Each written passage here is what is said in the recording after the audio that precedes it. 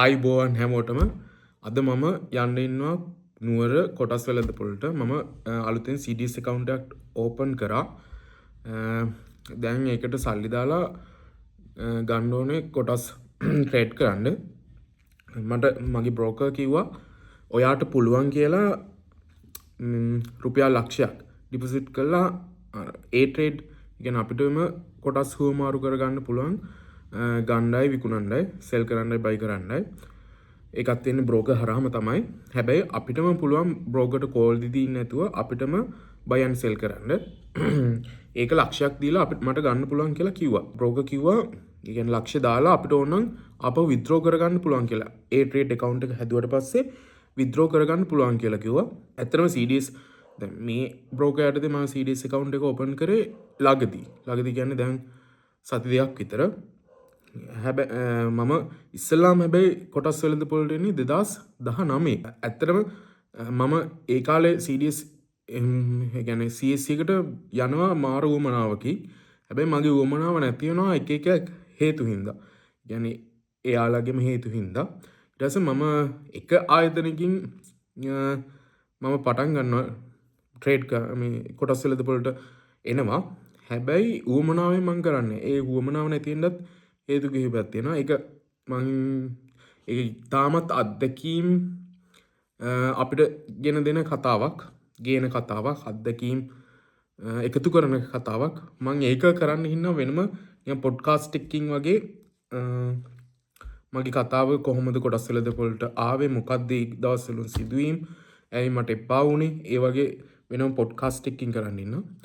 දැන් මම නුවරට ගිහිල්ලා මගේ බ්‍රෝකර්ව අහගෙන මේ විස්තර account එකට දාන්න පුළුවන් දානවා. ඊට කලින් ග්‍රාමසික හම්බෙන්න යන්න ඕනේ පොඩි වැඩ වගේකට. එච්චර තමයි තියෙන්නේ. අපි එහෙනම් ගිහිල්ලා බලමු. ඇත්තටම ගිහිල්ලා බලමු කියලා තමයි මතක් වුණා. අද උදේ නුවරට වැස්සා.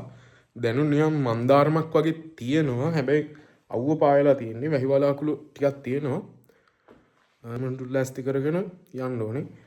ගිය පාර ඇත්තටම ඩොකියුමන්ට්ස් ගියද්දි මතක් වුණේ ගිය පාර CDS account එක ඕපන් කරන්න යද්දි මම බැංකු පොත්තේ පාස්බුක් එක මම බැංකුවේ පාස්බුක් එක අරන් ගිහලා තිබ්බේ නෑ. ඇත්තට එතනින් ලොකු කරදරයක් වුණා. ඊට පස්සේ මම ආපහු ගෙදර ආවිල්ලා තමයි ඔන්ලයින් රෙජිස්ට්‍රේෂන් කරගත්තේ. දැන් ආපහු අවශ්‍ය ඔක්කොම ඩොකියුමන්ට්ස් ටික අරන් යන්න ඕනේ. කියන්නේ අවශ්‍ය වුණොත් කියලා අද නම් ලොකුවට ඕනේ නැති වෙයි මං හිතන්නේ. බලමු ඉතින් ගිහිල්ලා නුවරට ආමට. එන අපි යමු. මම දැන් ග්‍රාමසික හම්බෙන්න ගිහිල්ලා ඒ වැඩේ කරගෙන දැන් නුවරට යන ගමන් කෙලින්ම කොටස් වෙළඳපොළ වැඩේට CSC වැඩේට මම මේ යන ගමන් කල්පනා කරේ මම මේ ආසම පාර කියන්නේ ගන්නූරු පාර හරහා යන්නේ. මේ ඔයාලට බලන්න පුළුවන් ඒ පාරේ තියෙන සුන්දරත්වය. මම කැමතිම යන්න කැමතිම පාරක් තමයි. මොකද ඉන්න ඔයාලට මෙන්න ඔයාලට පේනවා ඇති මෙන්න මෙතන මේ ඉස්සරහින් තියෙන හන්තාන කන්ද. මේ මෙතන ලස්සන ඉස්සර ලොකු ගහක් තිබ්බා. ඒක නොවැම්බර් මාසේ අර ලොකු වෙසෙනක් උනේ ගම් වතුර ඇවිල්ලා ඒක දැන් කපලා තියෙන්නේ. ඒක මම හිතන්නේ අනතුරුදායක විදිහට කිප්පින්ද වෙන්න ඇති. මෙන්න මේ පාර යනකොට නිකන් හවසට සන්සෙට් එකත් එක්ක මාර වයිබ් එකක් එනවා. ඒ කියන්නේ හරියට නිකන් භාවනාවක් වගේ. නික කෘෂිකර්මය කියන්නේ කෘෂිකර්මයේ මැදින් මේ පාර තියෙන්නේ.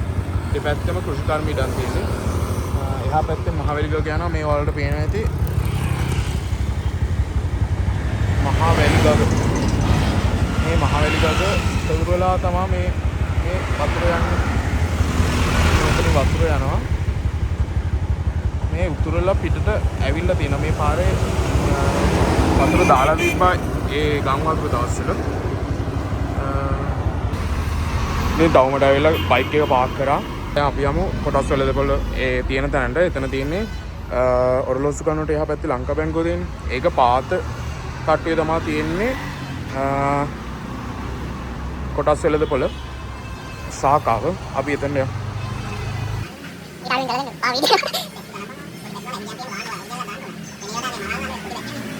පලිග වේදික වයින් කළනේ මේක වෙලෙන්ද.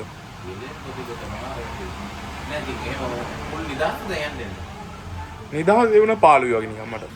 මම ඉස්සර අර ගිහලා එයාලා ඉද්දි ගිහලා හොඳයි ආවේ ඉතින් නිදහස්නේ.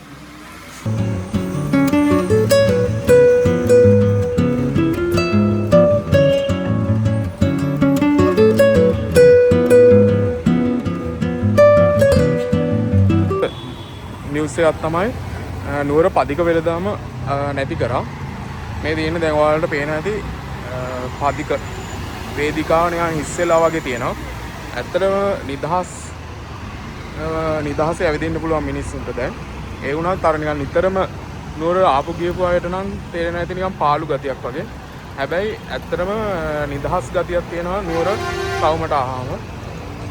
ඔයාලට ඉස්සරහට බලන්න පුළුවන්. හැමතැනම පදික වෙළඳාම අයින් කරලා තියෙනවා. මෙතන වෙනවා ඇති ඔයාලට BOC එක තියෙන්නේ. එතනින් එහා පැත්තේ මෙතන ක්ලොක් ටවර් එක තියෙනවා. මෙතන පාත තට්ටුවේ තමයි ස්ටොක් මාකට් එක තියෙන්නේ. අපි ඇතුළට යමු. ඇතුළේ වීඩියෝ කරන්න දෙයි ගන්න.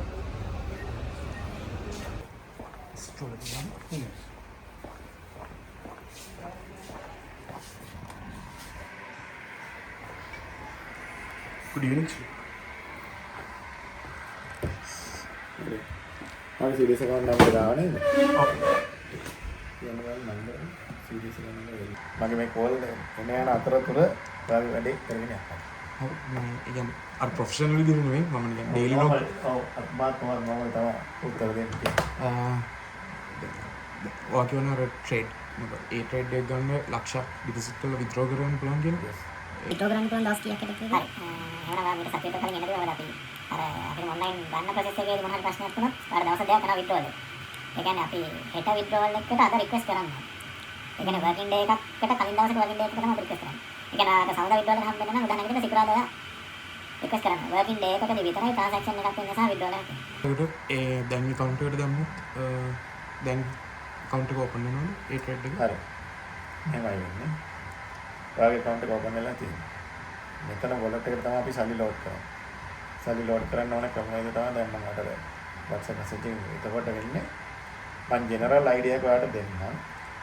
broker firm එකේ bank account එකට ගිහිල්ලා broker firm එකේ bank account එකට ගිහිල්ලා ඒ bank account එක through තමයි ආයෙ wallet එකට update වෙන්නේ. පැහැදිලි. මොකද සල්ලි ගියපු path එකක් අපිට හොයන්න. පැහැදිලි. sell කරන් පස්සේ shares හරි මොනවා හරි යන්නේ sell කරන් පස්සේ ආයෙත් එන්නේ ඒ process එක ගිහිල්ලා ඔයාගේ bank account එක තමයි. මොන මේ දැසිය ගන්න ෂෙයාර්ස් එකක් ගන්න. හරි. මේ දවස්වල අපි බලන්න ඕනේ. මට දෙන කරුණු කාරණා මොනවද කියන්නේ. හරි මේ තමයි දැන් අපිට අවිලා තියෙන ප්‍රධානම දේ තමයි අපිට දැනෙච්ච වටිනාකම. අර පොඩි ප්‍රශ්න ආරුණ මේකත් අපිට මොකක්ද සුලිනාට හරි. එතකොට එතෙන්දී වෙච්ච ප්‍රශ්න ටිකක් තියෙනවා. සමහර දෙයක් නැත්නම් කියලා සමහර දේවල් ප්‍රශ්න ටිකක් තියෙනවා. එතකොට ඒ වගේ දෙයකට ගවර්න්මන්ට් එකට සල්ලි පම්ප් කරන්න ඕන මිනිස්සුන්ගේ නම් සිල මානකට ගොඩක් වෙන පම්ප් කිරීම තමයි වල ප්‍රශ්න ඇති. සමහර කටට හදන්න මම වෙන සමහර කටට හදන්න දෙයක් තියෙනවා. සමහර තැන්වල තාම ආගන්න දෙයක් තියෙනවා. හරි. ඒක දැන් සමහර තැන් දෙනා සමහර වැලිවිච්ච ගම්මාන වලට දැන් අතරම හොඳ වැඩක් නැති තැනට අයිලා දෙනවා. මාසෙකට සති දෙකක් වෙන අයිලා දෙනවා මේ සිකුරාට. ඒකෝට ඊළඟට ඒ තමයි ඕකෙන් වෙන ආර්ථිකයට වෙන හානි. ආර්ථිකයට හානි වෙනවා සමහර ජොබ් කරලා. සමහර රජයේ ජොබ් කරලා සමහර පෞද්ගලික ආයතන ජොබ් කරලා. රජයේ ජොබ් කරලා පොඩ්ඩක් පැත්තකට අයින් කරනවා. අයින් කරගෙන යනවා. මසලා නැහැ. යාළුවා එන්නේ තව යකන දෙයක් නෑ ඉස්සරහට කරන්න අපිට.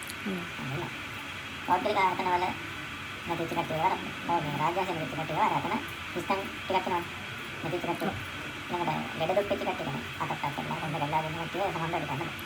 තුන්වෙනි කාරණේ ඒකත් එක්ක යාළුවගේ යකන පිටසක් ඉන්නවා. එයාට කොහොමද කරන්නේ? එයා කියන කරුණාට එක්ක මිනිස්සුන්ගේ එදින මොහොතේ වෙන ප්‍රශ්නත් එක්ක ඒකට තව ෆන්ඩින් කොහෙන් හරි යනවා. එක්ක ආයතන වලින් යනවා මෙතන දෙනවා. ඒකට රුපියල් ගන්න ඒක උපේනවත්කම් නැහැ. ඒවා විදිහට දෙන්න ඩොනේෂන් ටික දෙන්න. කොටසක් අදින්න දෙනවා තියෙනවා කොටසක් විසදෙනවා තියෙනවා රටවල් දෙනවා. ඒක කොහොමද කියන්නේ ෆයිනෑන්ෂල් ස්ට්‍රක්චර් එක. හරි. ඒක ෆයිනෑන්ෂල් ස්ට්‍රක්චර් එක දේවල් වෙනවා ඉවර නෑ. ඒ කට්ටියගේ ජීවිතාවල නේද නේද කරන්නේ. නිවාස ගොඩනගන්න. එතකොට ඒ නිවාස ගොඩනගන්න ප්‍රජෙන් ෆන්ඩ් කරාට මූල අමුද්‍රව්‍ය ටික හරි සපයන්න නැත්නම් වැලි භූමිය රජයේ භූමියක් දෙනවා කියන්නේ රජයේ භූමිය වලට ඒ ටික හැදෙන්න මූලික එතකොට සිමෙන්ති වගේ ඒවා ඉක්මනට යනවා කන්ස්ට්‍රක්ෂන් සයිට් එකට. එයාලා ප්‍රයිස් රේට් එක කක්ලා දුන්නා ෆාස්ට් මූවිං ඔබ්ජෙක්ට් එකක් විදිහට මේ දවස් ටිකේ සිමෙන්ට් අපිට හම් කරන්න පුළුවන්. හරි. ඉදිරියෙන් ෂෙල්ස්ට දාලා දේවල් ටික හම් කරන්න පුළුවන්. දෙවෙනි කාරණේ ඒකත් එක්ක එන්න දෙන සමාජික ප්‍රශ්නයක් ගැලට මුදල්. යම් කිසි වාහනයක් හරි දේපලක් හරි ඉතුරු වෙන කට්ටිය යනකට කරන්නේ ඒක තියලා සල්ගන්න ණය මුදලක් ලබා ගන්නවා රාජ්‍ය ආයතන වල පෞද්ගලික වශයෙන් ඒවා. ඒතර අපිට පරස්සම්ද ඵලයේ තියෙන ලීසින් ෆයිනෑන්ස් කම්පැනිස් ටිකට අරක් කරගන්න පුළුවන්. හැබැයි ඔහන් සිමින්ති තියෙනවනේ සිමෙන්ති තියෙනවා. ප්‍රොෆෙෂනල් ලිස්ට් එකක් තියෙනවා. හරි. එතකොට ඊළඟ දේ තමයි විශේෂයෙන් ෆයිනෑන්ෂල් ස්ට්‍රක්චර් එක දැනෙන්න තමයි ලීසින් කම්පැනිස් ටිකනවා.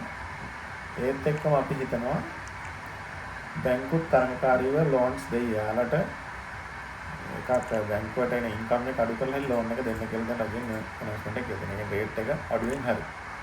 මොකද යාලට මානසිකව හිතේ. මේකත් හොඳ ක්‍රමවේද.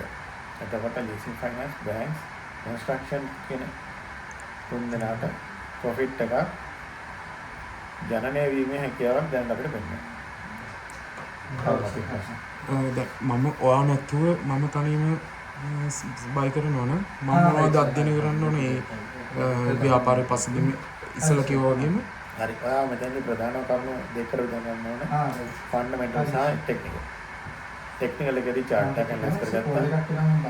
chart එකේ කොහොමද බලන්නේ? ඒකේ ෂෙයාර් එක කොහොමද වෙන්නේ කියලා. අප්ඩවුන් වෙන්නේ කියලා. ඊපස්සේ ඒකට බලපාන්නේ මොන වගේ කරුණු නැහැ. ඒකට අපිට කියනවා ෆන්ඩමෙන්ටල්ස් ඩේටා එක. ඒකට ෆයිනෑන්ෂල් රිපෝට් එක ගන්නවා, ක්වාටර් රිපෝට් එක ගන්නවා. කම්පැනි පැත්තේ යාළගේ දැන් කම්පැනි හැම එකක්ම වෙබ්සයිට් එකේ යාළගේ තව ඇතුලේ ඩීටේල්ස් මොනවද යාළ තව දාගෙන මොනවද යාළ ෆෝකාස්ටිං මොනවද අන්න ඒවා බව බලනවා. හොඳයි. මොකද ඒවත් එක්ක වාට මැච් වෙනවා. ඒකට අර මං කියව කරුණු කරනවා ලංකාවේ නාටකයත් එක්ක කොහොමද යාලා වැඩ කරගෙන යන්නේ කියලා. නොමිල ගන්න පුළුවන් නැත්නම් මම පේඩ් නොමිල ගන්න පුළුවන්. පේඩ් version වගේ දෙයක් තියෙනවා. පේඩ් version තියෙනවා ඒ chart අරන් වලට.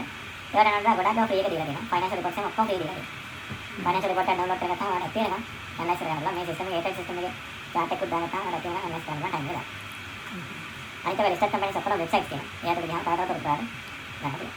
10% ගන්න මිලියන තාක්ෂරි දියුණු වෙන්න දාන්නේ ගොම් ප්‍රශ්න කියලා දැනගන්න. මෙයා සමහරව හදලා නැති AI බොට්ලා හැම මේකට හදන්න try කරනවා. නාමස රකම් පත්තයින් වෙනවා. ඒකට ලොකු එකක් දීලා නැහැ. මොකද අපේ security ප්‍රශ්නයක් වෙයි කියලා ප්‍රශ්න දැන් තියෙනවා සමහරවිට. ඒක නැත්නම් ඉස්සරහදී අනිවාර්යෙන්ම ඔතෙන්ටයි ඊට අමතරව CSC මොබයිල් ඇප් එකේ බොට් කෙනෙක් ඩෙවලොප් කරලා දීලා තියෙනවා දැන්. එයා ප්‍රාථමික අවධිය තාම තියෙන්නේ. දැන් නම් සෙකන්ඩ් ස්ටේජ් එක අපි ගෙනාවා ජනවාරි 1 වෙනිදා. එයා දැන් තිබ්බට ඩයි චුට්ටක් විතර ගෙනලා දෙන්නේ. ඊකටම ඒක කන්වින්ස් කරගෙන බොට් එක හොඳ තැනකට ගෙන. දැන්ට csc.lk එකේ බොට් එක සයිඩ් එකෙන් තියෙනවා පේනවා. ආට වඩා දැන් ක්ලික් කරලා ගන්න පුළුවන්. එයාගෙන් අහන්න පුළුවන් ප්‍රශ්න ප්‍රමාණය ක්‍රයිටීරියා එකක් තියෙනවා. අපි ඉස්සරහට බලාපොරොත්තු වෙන බොට් හරහා දෙන්න පුළුවන් දෙන්න. අපිට ඒක ෆ්‍රීම යූස් කරන්න පුළුවන්. ෆ්‍රී මොනින්. ෆ්‍රී දෙන්න. දැන් උනත් ගිහින් බලන්න පුළුවන්. කිසිම ප්‍රශ්නයක් නැහැ. හරි. තාම නැතිද? එච්චර. thank you. හරි.